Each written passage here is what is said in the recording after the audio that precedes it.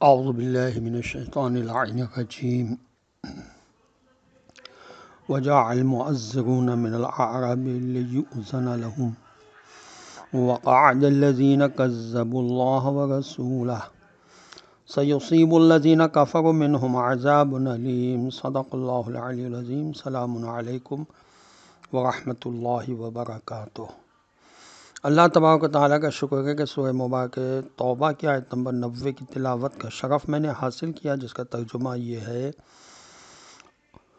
اور صحرا کے باشندے بدوی عربوں میں سے بہت سے لوگ آئے کہ انہیں بھی چھٹی دے کر پیچھے رہنے کی اجازت دی جائے. اس طرح سے وہ لوگ گھر بیٹھے رہے جو اللہ اس کے رسول صلی اللہ علیہ وسلم سے جھوٹ بولتے ہیں. تو جن لوگوں نے بھی حق بات ماننے سے انکار کیا، کفر کو اختیار کیا، تو عنقریب ان کو سخت تکلیف دینے والی سزا پہنچے گی. تفہیم القرآن میں اس آیت کے ذیل میں لکھا ہے کہ منافق وہ ہوتا ہے کہ جو ایمان کے تقاضوں کے مقابلے میں اپنے مفادات اور دنیاوی دلچسپیوں کو زیادہ عزیز رکھتا ہے. اصل میں یہ کفر و انکار ہی ہے، اس لیے خدا کے ہاں ایسے لوگوں کے ساتھ اس سے بھی بدتر سلوک ہوگا جو کافروں مشرکوں سے کیا جائے گا، چاہے دنیا میں ایسے لوگ کافر، باغی، مشرک نہ قرار دیے جائیں اور دنیا میں ان کے ساتھ مسلمانوں کا سا سلوک ہی کیوں نہ کیا جائے. اصل بات یہ ہے کہ منافقت کی بہت سی صورتیں اور حالتیں ایسی ہیں جو شریعت ظاہری میں کفر کے فتوے سے بچ جاتی ہیں، مگر مفتی کے فتوے سے بچ نکلنا یہ معنی نہیں رکھتا کہ خداوند عالم کے فیصلے میں بھی وہ منافقت کی سزا سے بچ نکلے گا.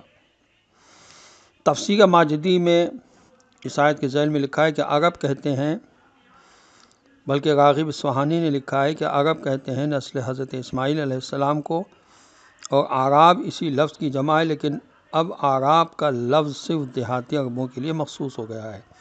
اور یہ تفسیر ماجدی میں لکھا ہے کہ خدا کا فرمانا کہ جنہوں نے اللہ اس کے رسول صلی اللہ علیہ وسلم کی تکذیب کی تھی وہ بیٹھے رہے، یعنی ایسے بے باک کافر نکلے کہ انہوں نے ظاہرداری تک نہ برتی اور جھوٹا عذر و معذرت کرنے بھی نہ آئے.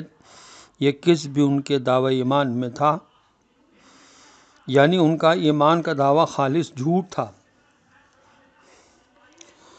سوال علم کی کنجی ہے اور علم کے دروازے انسان پر کھول دیتا ہے، لیکن وہ سوال جو سوچ سمجھ کر کیا جائے اور سوال کرنے سے کچھ حاصل ہو، وہ دروازہ کھولنے سے کیا فائدہ جس کے بارے میں معلوم ہی نہ ہو اس کے اندر کیا ہے.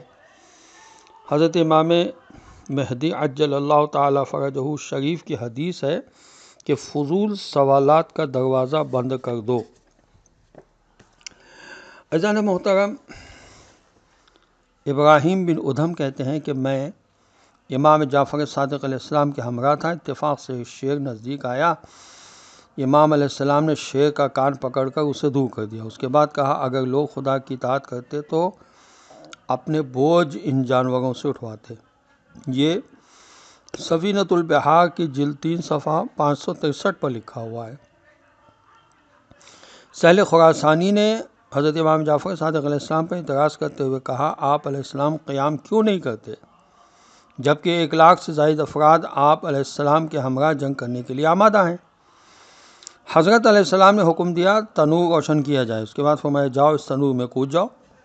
سہل خراسانی نے کہا، مجھے نہ جلائیے، میں نے اپنی بات واپس لے لی. ایسے میں ہارون مکی حاضر ہوئے. امام علیہ السلام نے فرمایا، جاؤ اس تنور میں کود جاؤ. وہ فوراً اس تنور میں کود پڑے. امام علیہ السلام نے سہل سے پوچھا، ہارون کی طرح کتنے لوگوں کو پہچانتے ہو؟ انہوں نے کہا، قسم بخدا اس طرح تو میں کسی کو نہیں جانتا. یہ لکھا ہے سفینۃ البحار کی جلد 2 صفحہ 714 پہ.